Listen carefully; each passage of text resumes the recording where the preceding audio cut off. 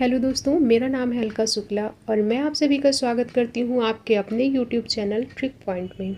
दोस्तों, आज की वीडियो में हम लोग पढ़ने वाले हैं भारतीय राष्ट्रीय आंदोलन। और भारतीय राष्ट्रीय आंदोलन के अंतर्गत आज हम पढ़ेंगे उदारवादी चरण को। उदारवादी चरण जो 1885 से 1905 तक माना जाता है। इसके पहले दोस्तों मैंने वीडियो डाल दिया है कांग्रेस की स्थापना और कांग्रेस के महत्वपूर्ण अधिवेशन से संबंधित। अगर आपने वो वीडियो नहीं देखा है तो आप उससे पहले देख सकते हैं, क्योंकि हिस्ट्री एक ऐसा सब्जेक्ट है जिसे स्टेप बाय स्टेप अगर पढ़ा जाए तो ज़्यादा अच्छे से समझ में आती है। ठीक है, तो आप वो वीडियो ज़रूर देखना। चलिए आज की वीडियो की शुरुआत करते हैं। भारतीय राष्ट्रीय आंदोलन। भारतीय राष्ट्रीय आंदोलन को 3 पार्ट में डिवाइड किया गया है: उदारवादी चरण, उग्रवादी चरण और गांधीवादी चरण। उदारवादी चरण नरमपंथी विचारधारा से संबंधित था और जिसकी समयावधि है 1885 से लेकर 1905 तक। और उग्रवादी चरण की बात करें तो वो गर्मपंथी विचारधारा से संबंधित है और इसका समय है 1905 से लेकर 1919 तक। इसके बाद आता है गांधीवादी चरण। गांधीवादी चरण का जो समय है 1919 से लेकर 1947 तक का जो चरण है उसे हम गांधीवादी चरण के नाम से जानते हैं। तो आज की वीडियो में जो हम पढ़ने वाले हैं वो उदारवादी चरण पढ़ने वाले हैं, यानी नरमपंथी विचारधारा, जिसका समय है 1885 से 1905 तक। तो चलिए शुरू करते हैं। भारतीय इतिहास में 1885 से 1905 तक का जो चरण है उदारवादी चरण के नाम से जाना जाता है, क्योंकि इस चरण में आंदोलन का नेतृत्व मुख्यतः उदारवादी नेताओं के हाथ में रहा। यह नेता उदारवादी नीतियों तथा अहिंसक विरोध प्रदर्शन में विश्वास रखते थे। विचारधारा इनकी क्या थी और कार्यप्रणाली क्या थी? जो उदारवादी नेता थे इनकी विचारधारा और कार्यप्रणाली क्या थी, इसके बारे में जानते हैं। उदारवादी अंग्रेजों की न्यायप्रियता, क्रमिक सुधार, शांतिपूर्ण एवं रक्तहीन संघर्ष पर विश्वास करते थे और उन्होंने विरोध हेतु संवैधानिक तरीकों को अपनाया। उनका मानना था कि संवैधानिक तरीके से हम अपनी मांगों को पूरा कर सकते हैं। उन्हें ब्रिटिश संसद पर पूर्ण विश्वास था। उनकी शिकायत केवल भारत में वायसराय एवं उनकी काउंसिलिंग के ब्रिटिश कानून के खिलाफ थी, यानी उन्हें ब्रिटिश संसद पर तो पूरा विश्वास था कि ये हमें न्याय दिलाएंगे, लेकिन जो भारत में वायसराय और उनकी काउंसिलिंग थी उस पर उनको विश्वास नहीं था, उसी के वो खिलाफ थे।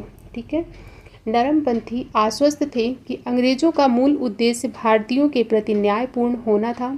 उनका मानना था कि याचिका, प्रस्ताव, प्रतिनिधिमंडल, परिचय और बैठक के माध्यम से जनता की मांगें और जनता के विचारों को अंग्रेजी शासन के सामने पेश करने से उन्हें न्याय मिलेगा।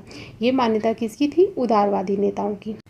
इसी क्रम में उदारवादी नेताओं ने 2 पद्धतियों को नियोजित किया। पहली थी एक मजबूत जनमत बनाकर राष्ट्रीय भावना को जगाना और इस तरह आम राजनीतिक सवालों पर उन्हें एकजुट करना, और दूसरी थी ब्रिटिश सरकार को उनकी मांग की तर्ज पर सुधार लाने के लिए राजी करना। ये 2 पद्धतियाँ किससे रिलेटेड हैं? तो उदारवादी चरण में उदारवादी नेताओं से रिलेटेड हैं। ठीक है, और नरमपंथियों की जो विधि थी उनको 3P के रूप में भी जाना जाता है। आपने सुना होगा कि नरमपंथियों की विधि को 3P के रूप में जाना जाता था। कौन से थे वो 3P वो थे pray, petition and protest. Pray, petition and protest यानी प्रार्थना, याचिका और विरोध। ये नरमपंथियों की विचारधारा थी जिन्हें 3P के रूप में भी जाना जाता था। अब हम जानते हैं कि उदारवादी नेता कौन कौन से थे। उदारवादी नेताओं से क्वेश्चन पूछा जाता है, ऑप्शन में दे दिया जाता है कि इनमें से कौन से उदारवादी नेता थे, या फिर 3 ऑप्शन दे देगा आपको उदारवादी नेता और एक उग्रवादी दे के पूछेगा कि इनमें से कौन उदारवादी नेता नहीं थे। आपको मैं लास्ट में क्वेश्चन दिखाऊंगी PYQ जो प्रीवियस ईयर एग्जाम में पूछे गए हैं। ठीक है, तो अब हम जानते हैं उदारवादी नेता कौन से थे। व्योमेश चंद्र बनर्जी, दादा भाई नौरोजी, बदरुद्दीन तैयब जी, फिरोज शाह मेहता, P अनंत चार्लू, RC दत्त, मोतीलाल घोष, गोपाल कृष्ण गोखले, विजय राघवाचार्य, सुरेंद्र नाथ बनर्जी, आनंद मोहन बोस, महादेव गोविंद रानाडे, सुब्रमण्यम अय्यर, दिनसा वाचा, मदन मोहन मालवीय। ये प्रमुख नेता थे उदारवादी नेता। तो इनके नाम आप एक बार ज़रूर पढ़ लेना, PDF आपको मिल जाएगी, तो एक बार नाम ज़रूर पढ़ लेना क्योंकि इनके नाम से क्वेश्चन बनते हैं। ठीक है, एक बार मैं फिर रिपीट कर रही हूँ। व्योमेश चंद्र बनर्जी, दादा भाई नौरोजी, बदरुद्दीन तैयब जी, फिरोज शाह मेहता, P अनंत चार्लू, RC दत्त, मोतीलाल घोष, गोपाल कृष्ण गोखले, विजय राघवाचार्य, सुरेंद्रनाथ बनर्जी, आनंद मोहन बोस, महादेव गोविंद रानाडे, सुब्रमण्यम अय्यर, दिनसा वाचा, मदन मोहन मालवीय, ये हैं प्रमुख उदारवादी नेता। अब हम जानते हैं उदारवादी और गर्मपंथी जो थे, उदारवादी और गर्मपंथी जो नेता थे, इनमें अंतर क्या था, इनकी सोच कैसी थी। तो इनमें अंतर जानते हैं। एक तरफ उदारवादी यानी नरमपंथी और दूसरी तरफ उग्रवादी यानी गर्मपंथी। तो जो उदारवादी सोच थी, नरमपंथी भारत के लिए औपनिवेशिक शासन में सुधार चाहते थे और गर्मपंथी स्वराज्य चाहते थे और अंग्रेज़ों पर विश्वास नहीं करते थे। यानी जो उदारवादी थे वो औपनिवेशिक शासन में सुधार चाहते थे और उन्हें अंग्रेज़ों पर विश्वास था, लेकिन गर्मपंथी जो थे, उग्रवादी थे, उन्हें अंग्रेज़ों पर विश्वास नहीं था। स्वराज्य वो भी चाहते थे लेकिन उनको अंग्रेज़ों की नीतियों पर कोई विश्वास नहीं था। फिर नरमपंथी संवैधानिक तरीके से जैसे प्रार्थना करना, आवेदन करना, अपील करना, इसके द्वारा सरकार से जो है रियायत प्राप्त करना चाहते थे। लेकिन उग्रवादी जो है जन आंदोलन करना चाहते थे, बहिष्कार है, स्वदेशी है, राष्ट्रीय शिक्षा के द्वारा स्वराज्य को प्राप्त करना चाहते थे। उदारवादी पश्चिमी शिक्षा संस्कृति के प्रशंसक थे तथा उसी के आधार पर भारत का निर्माण करना चाहते थे, क्योंकि मैंने बताया ज़्यादातर जो उदारवादी नेता थे इनमें से सब ज़्यादातर इंग्लैंड से पढ़कर आए थे और ये पाश्चात्य शिक्षा के समर्थक थे। लेकिन जो उग्रवादी नेता थे वो प्राचीन भारतीय संस्कृति को श्रेष्ठ मानते थे और पश्चिमी संस्कृति की आलोचना करते थे। उदारवादी राष्ट्रीय आंदोलन शिक्षित व उच्च शहरी वर्ग का प्रतिनिधित्व करता था। जो उदारवादी नेता थे वो उच्च और शहरी शिक्षित वर्ग का प्रतिनिधित्व करते थे, लेकिन जो उग्रवादी नेता थे वो आंदोलन को मध्य वर्ग, निम्न वर्ग और सामान्य जनता तक ले जाना चाहते थे। इसी के चलते दोनों में विवाद होता है और आपने पढ़ा होगा 1907 का सूरत अधिवेशन कांग्रेस का, जिसमें कि नरम दल और गर्म दल दोनों अलग हो जाते हैं, क्योंकि दोनों की विचारधारा नहीं मिलती है। इस वजह से दोनों अलग हो जाते हैं, क्योंकि दोनों बिल्कुल अपोजिट हैं, एक दूसरे के विचार नहीं मिलते हैं। ठीक है, अब आगे देखते हैं कि उदारवादियों की मांग क्या थी। तो इनकी मांग के अंतर्गत सबसे पहले हम जानेंगे प्रशासनिक मांग। प्रशासनिक मांग क्या थी? भारतीय सिविल सेवा परीक्षा इंग्लैंड और भारत में एक साथ आयोजित की जाए, ये प्रशासनिक मांग के अंतर्गत थी उदारवादियों की मांग। दूसरी थी स्थानीय निकायों को अधिक शक्ति दी जाए और प्राथमिक शिक्षा का विस्तार किया जाए। 1878 के शस्त्र और लाइसेंस अधिनियम का निरसन हो, ये इनकी मांग थी।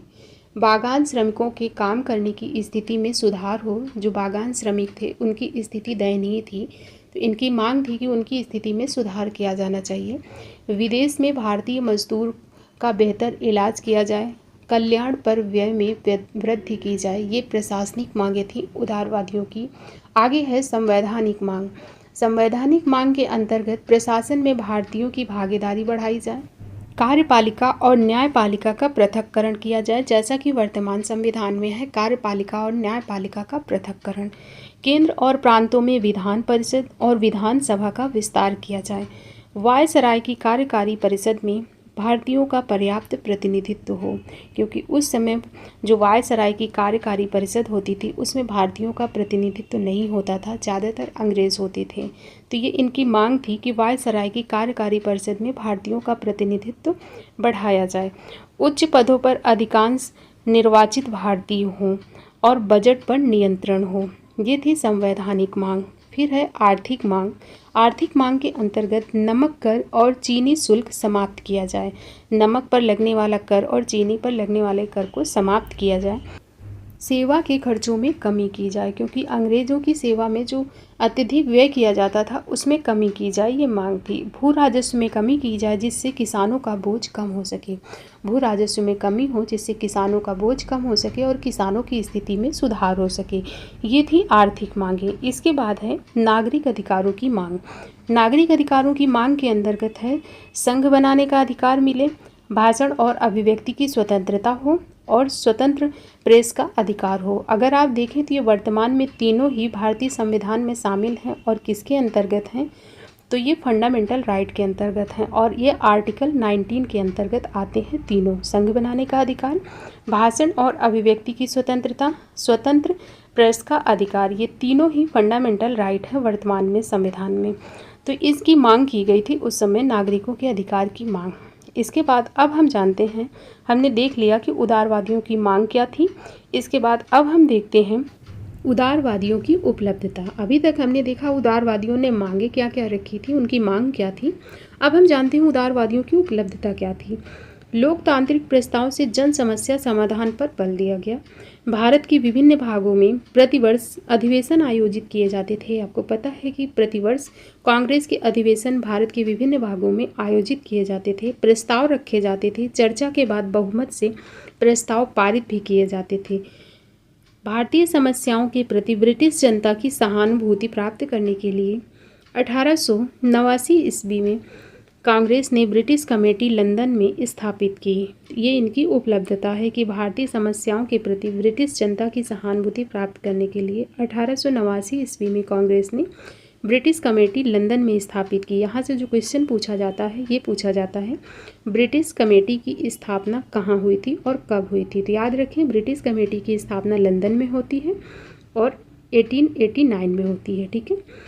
समाचार पत्रों में जन समस्याओं के प्रतिलेख लिखे जाते थे, जिससे राष्ट्रवादी जनतंत्र उत्पन्न हो सके, जिससे कि राष्ट्रवादी भावना लोगों में उत्पन्न हो सके। फिर संवैधानिक एवं राजनैतिक सुधारों पर जो बल दिए, उसमें क्या उपलब्धता मिलती है कि 1885 से 1891 तक जो कांग्रेस के अधिवेशन हुए लगातार, तो कांग्रेस ने लगातार विधायी परिषद के विस्तार एवं निर्वाचन के माध्यम से परिषदों में भारतीयों के प्रवेश की मांग उठाई और विधायी सदस्यों को अधिकार देने की मांग उठाई। इस मांग के फलस्वरूप 1892 का भारत शासन अधिनियम अस्तित्व में आया। ये इनकी काफ़ी बड़ी उपलब्धता मानी जाती है। अब 1892 का भारत शासन अधिनियम क्या था, उसके प्रावधान क्या थे, ये भी देखते हैं। विधि परिषदों का विस्तार किया गया, विधायी परिषदों का जो है विस्तार किया गया और प्रथम बार भारत में निर्वाचन व्यवस्था की शुरुआत की गई। वो भी अप्रत्यक्ष निर्वाचन था, ये चीज़ याद रखें कि प्रथम बार भारत में निर्वाचन व्यवस्था की शुरुआत तो की गई, लेकिन निर्वाचन कैसा था, तो अप्रत्यक्ष था, जिससे कि भारतीय संतुष्ट नहीं थे। विधायी परिषद सदस्यों की शक्ति का विस्तार किया गया, मतलब कि सदस्य प्रश्न पूछ सकते थे लेकिन बजट को छोड़कर, बजट पर बहस नहीं कर सकते थे। क्वेश्चन पूछा जाता है कि भारतीयों को यह अधिकार कब मिला कि वह प्रश्न पूछ सकते हैं लेकिन बजट को छोड़ करके, यानी बजट पर बहस नहीं कर सकते हैं। तो वो 1892 का भारत शासन अधिनियम था, जिसके माध्यम से विधायी परिषद में सदस्य जो है शक्ति का विस्तार किया गया और जिससे कि सदस्य प्रश्न पूछ सकते हैं लेकिन बजट पर बहस नहीं कर सकते हैं। बजट पर प्रश्न करने का अधिकार भारतीयों को अभी भी नहीं मिलता है। फिर है आगे, कांग्रेस ने इन अपूर्ण सुधारों की आलोचना की और निर्वाचित सदस्यों की बहुमत की मांग की। ठीक है, कांग्रेस इनसे संतुष्ट नहीं थी। जो भी सुधार आते हैं भारत शासन 1892 के भारत शासन अधिनियम के अंतर्गत, इससे कांग्रेस संतुष्ट नहीं थी। फिर है आर्थिक राष्ट्रवाद की स्थापना। आर्थिक राष्ट्रवाद की स्थापना में भारतीयों से वसूलने वाले जो भू राजस्व है उसको कम किया जाए और अंग्रेज उच्च अधिकारियों के वेतन में कटौती हो, नमक कर को कम किया जाए। इस प्रकार से कांग्रेस ने सरकार को भारतीय व्यय की जांच करने हेतु वेल्बी आयोग 1899 में स्थापित किया। ये इनकी उपलब्धता थी। ठीक है, कि नमक कर को कम किया जाए और इस प्रकार से सरकार भारतीय जो व्यय होता था, भारतीय व्यय की जांच करने के लिए वेल्बी आयोग का गठन किया गया। तो क्वेश्चन यहाँ से ये बनेगा कि वेल्बी आयोग का गठन कब किया गया, तो 1899 में किया गया। और किसके लिए था, तो भारतीय व्यय की जांच के लिए था। जो भारतीय व्यय होता था उसकी जांच करवाने के लिए वेल्बी आयोग का गठन किया गया था। फिर उदारवादी जो चरण थे, हमने ये देखा कि उदारवादी चरण में जो उदारवादी नेता थे, इनकी मांग क्या थी, इनकी उपलब्धता क्या हुई। अब हम देखते हैं इनकी कमियां क्या थी। उदारवादी चरण की कमियां ये थी, उदारवादियों में अधिकांशतः जो लोग शामिल थे वो वकील उद्योगपति थे। इसकी वजह से इनमें जनधार नहीं था। अंग्रेज सरकार ने शुरुआत में कांग्रेस का स्वागत किया।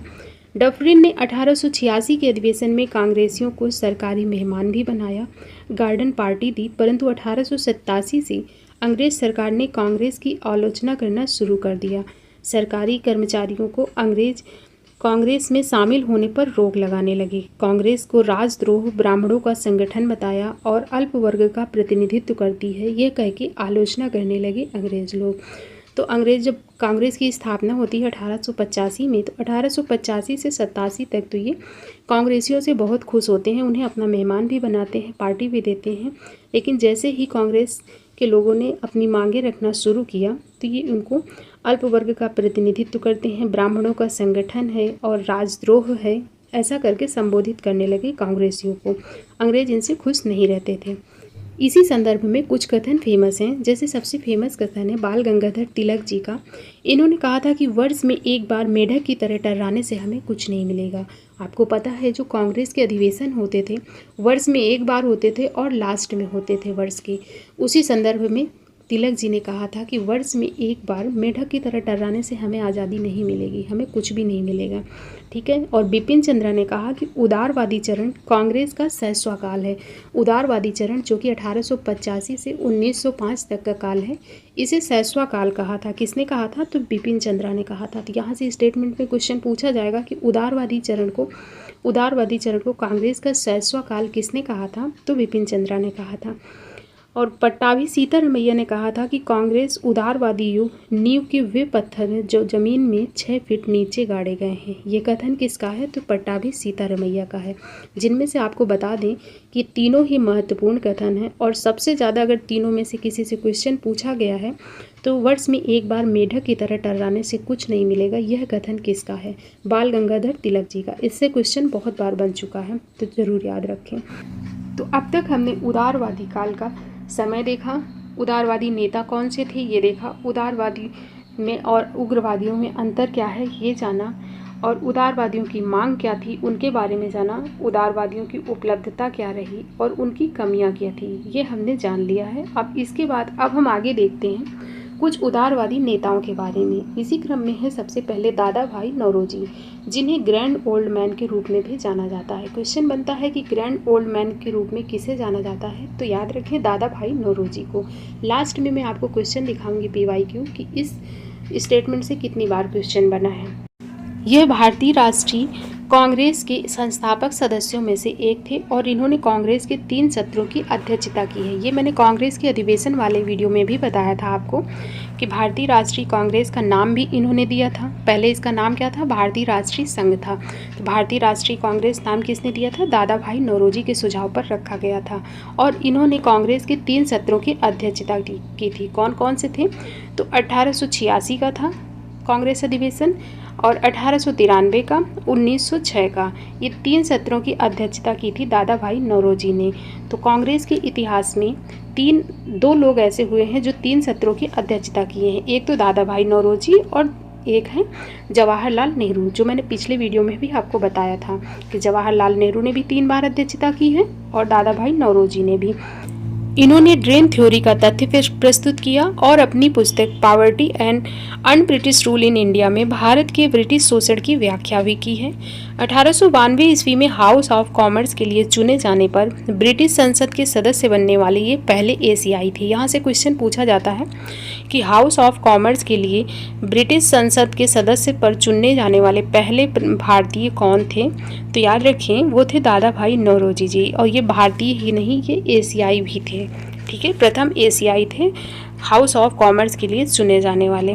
भारतीय राष्ट्रीय आय की गणना का प्रथम प्रयास दादा भाई नौरोजी ने किया। यहाँ से क्वेश्चन पूछा जाता है भारतीय राष्ट्रीय आय की गणना का प्रयास सर्वप्रथम किसने किया? तो दादा भाई नौरोजी ने किया। इन्होंने वर्ष 1867-68 में राष्ट्रीय आय की गणना की और 340 करोड़ रुपए और प्रति व्यक्ति आय 20 रुपये होने का अनुमान लगाया। इसके बाद देखते हैं फिरोज शाह मेहता के बारे में। फिरोज शाह मेहता, जिनका जन्म हुआ था 1845 में और मृत्यु होती है 1914 में, भारतीय स्वतंत्रता संग्राम के प्रमुख नेता थे, समाज रिफॉर्मर और पत्रकार थे। वे प्रमुख पारसी नेता थे और भारतीय राष्ट्रीय कांग्रेस के सदस्य थे। उनका जन्म 4 फरवरी 1845 को गुजरात के सूरत में हुआ था। उन्होंने अपनी शिक्षा मुंबई से प्राप्त की और कानून की पढ़ाई की। फिरोज शाह मेहता ने भारतीय राष्ट्रीय कांग्रेस में सक्रिय रूप से भाग लिया और संगठन के महत्वपूर्ण सदस्यों में से एक बने। उन्होंने भारतीयों के अधिकार की रक्षा के लिए कई आंदोलन में भाग लिया। वे सेल्फ गवर्नेंस और अन्य सुधारों के समर्थक थे। लेखन और पत्रकारिता की बात करें तो मेहता ने कई पत्रिकाएं और समाचार पत्रों में लेख लिखे हैं, जिनमें से सामाजिक मुद्दों पर ध्यान केंद्रित किया गया है। वे गुजरात मित्र और द वीकली जैसे समाचार पत्रों के संपादक भी थे। कौन? फिरोज शाह मेहता।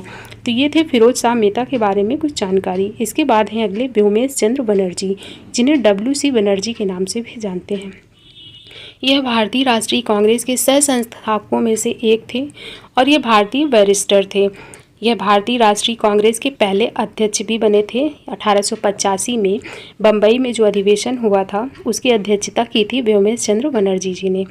ये ब्रिटिश हाउस ऑफ कॉमन्स के चुनाव लड़ने वाले पहले भारतीय थे। तो अगर आपसे पूछा जाता है ब्रिटिश हाउस ऑफ कॉमन्स के चुनाव लड़ने वाले पहले भारतीय कौन थे, तो वहाँ पर आपका आंसर हो जाएगा व्योमेश चंद्र बनर्जी। ठीक है, व्योमेश चंद्र बनर्जी हो जाएगा। लेकिन अगर पूछा जाता है कि हाउस ऑफ कॉमन्स के लिए चुने जाने वाले पहले भारतीय, तो वहाँ दादा भाई नौरोजी हो जाएगा। दोनों चीज़ को क्लियर रखें, कन्फ्यूज़ नहीं होना है। ठीक है, इसके बाद सुरेंद्र नाथ बनर्जी के बारे में जानते हैं। सुरेंद्र नाथ बनर्जी, इन्हें राष्ट्रगुरु के नाम से भी जाना जाता है। 1776 में इन्होंने राजनीतिक सुधार लाने के लिए इंडियन नेशनल एसोसिएशन की स्थापना की थी। कब की थी? तो 1776 ईस्वी में। इन्होंने द बंगाली नाम से एक अखबार शुरू किया। इन्होंने 1869 और 71 में 2 बार भारतीय सिविल सेवा परीक्षा उत्तीर्ण की। 2 बार कैसे? पहली बार 1869 ईस्वी में इन्हें आयु विवाद के कारण प्रतिबंधित कर दिया गया। दूसरी बार 1871 में इन्हें नस्लीय भेदभाव के कारण बर्खास्त कर दिया जाता है। इस तरीके से 1869 और 1871 2 बार भारतीय सिविल सेवा परीक्षा उत्तीर्ण की थी इन्होंने सविनय अवज्ञा आंदोलन का प्रस्ताव भी रखा था। तो ये थी कुछ जानकारी सुरेंद्र नाथ बनर्जी के बारे में। इसके बाद नेक्स्ट है हमारे MG रानाडे। MG रानाडे, इन्हें राव बहादुर की उपाधि से सम्मानित किया गया था। यह भारतीय राष्ट्रीय कांग्रेस के संस्थापक सदस्यों में से एक थे। इन्हें पुणे सार्वजनिक सभा, प्रार्थना समाज और अहमदनगर एजुकेशन सोसाइटी की स्थापना में अहम योगदान दिया था इन्होंने। किसने? MG रानाडे ने। फिर नेक्स्ट है गोपाल कृष्ण गोखले। गोपाल कृष्ण गोखले एक महान समाज सुधारक और शिक्षाविद थे। 1905 में गोपाल कृष्ण गोखले ने सर्वेंट ऑफ इंडिया सोसाइटी की स्थापना की थी। क्वेश्चन पूछा जाता है सर्वेंट ऑफ इंडिया सोसाइटी की स्थापना किसने की थी? तो गोपाल कृष्ण गोखले ने की थी। और कब की थी? तो 1905 में की थी। और इससे इतनी बार क्वेश्चन बना है, बहुत बार क्वेश्चन बन चुका है इससे, तो ये चीज़ याद रखें। सर्वेंट ऑफ इंडिया सोसाइटी की स्थापना की थी गोपाल कृष्ण गोखले ने 1905 ईस्वी में। गोपाल कृष्ण गोखले महात्मा गांधी जी के राजनीतिक गुरु भी थे।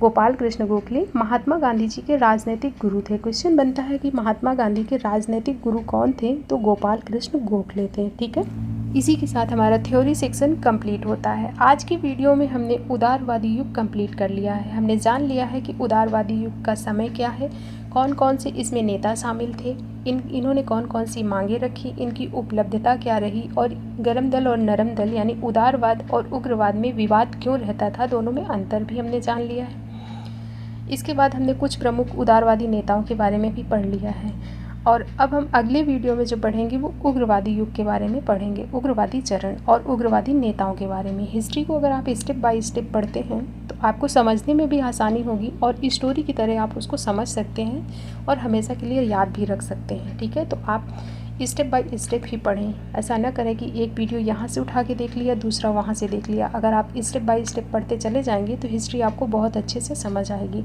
अब हम चलते हैं सीधा क्वेश्चन प्रैक्टिस की तरफ। पहला क्वेश्चन है, भारतीय राष्ट्रीय आंदोलन की 1885 से 1905 तक की अवधि को क्या कहा जाता है? अर्थात कि भारतीय राष्ट्रीय आंदोलन का जो 1885 से 1905 तक का समय है उसे किस युग के नाम से जानते हैं? तो इसका राइट आंसर होगा ऑप्शन नंबर ए, उदार युग के नाम से। उदार युग के नाम से जानते हैं 1885 से 1905 तक के समय को। फिर नेक्स्ट क्वेश्चन है, निम्नलिखित कांग्रेसी नेताओं में से किसे भारत का महान वृद्ध व्यक्ति भी कहा जाता था? हमने पीछे बात की थी थ्योरी सेक्शन में। तो इसका राइट आंसर क्या बनेगा? ऑप्शन नंबर ए, दादा भाई नौरोजी को। नेक्स्ट क्वेश्चन है, वह कौन सा प्रथम व्यक्ति था जो ब्रिटिश संसद के लिए निर्वाचित हुआ था? तो ब्रिटिश संसद के लिए निर्वाचित होने वाले प्रथम व्यक्ति कौन थे?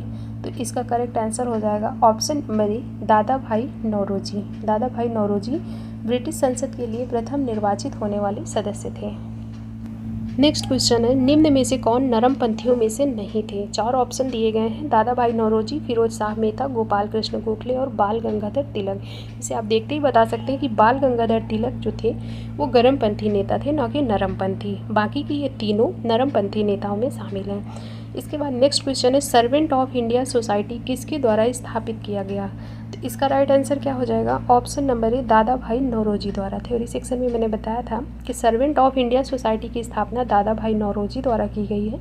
और कब की जाती है? तो 1905 में की जाती है। अगला क्वेश्चन है, बॉम्बे क्रॉनिकल अंग्रेजी भाषा का एक साप्ताहिक समाचार पत्र था। इससे जुड़े कांग्रेस के निम्न में से कौन उदारवादी नेता हैं? बॉम्बे क्रॉनिकल से अंग्रेजी भाषा का जो साप्ताहिक समाचार पत्र था, इससे कौन से कांग्रेसी नेता जुड़े हुए थे जो कि उदारवादी भी थे? तो इसका करेक्ट आंसर क्या बन जाएगा? फिरोज शाह मेहता। राइट आंसर हो जाएगा option number B, Firoz Shah Mehta. Next है, महात्मा गांधी के राजनीतिक गुरु कौन थे? तो इसका राइट आंसर क्या हो जाएगा? Option number C, Gopal Krishna Gokhale. Mahatma Gandhi ji के राजनीतिक गुरु थे गोपाल कृष्ण गोखले। अगला है, कांग्रेस के किस उदारवादी नेता को बॉम्बे का शेर कहा जाता है? तो किस उदारवादी नेता को बॉम्बे का शेर कहा जाता है? फिरोज शाह मेहता को। फिरोज शाह मेहता को बॉम्बे का शेर कहा जाता है। नेक्स्ट क्वेश्चन है, भारत में राष्ट्रीय आय की गणना करने का प्रयास किसके द्वारा किया गया था? भारत में राष्ट्रीय आय की गणना करने का सर्वप्रथम प्रयास किसके द्वारा किया जाता है? तो दादा भाई नौरोजी द्वारा। राइट आंसर इसका हो जाएगा ऑप्शन नंबर ए, दादा भाई नौरोजी। और आज का हमारा लास्ट क्वेश्चन है, poverty and un British rule in India नामक पुस्तक किसने लिखी है? तो इसका करेक्ट आंसर भी हो जाएगा दादा भाई नौरोजी। राइट आंसर क्या बनेगा? ऑप्शन नंबर ए, दादा भाई नौरोजी। और इसी क्वेश्चन के साथ आज का सेशन समाप्त होता है। आपको वीडियो कैसा लगा है? अगर वीडियो अच्छा लगा है तो प्लीज़ वीडियो को लाइक करना और चैनल को सब्सक्राइब कर लेना। मिलते हैं नेक्स्ट वीडियो में। Thank you.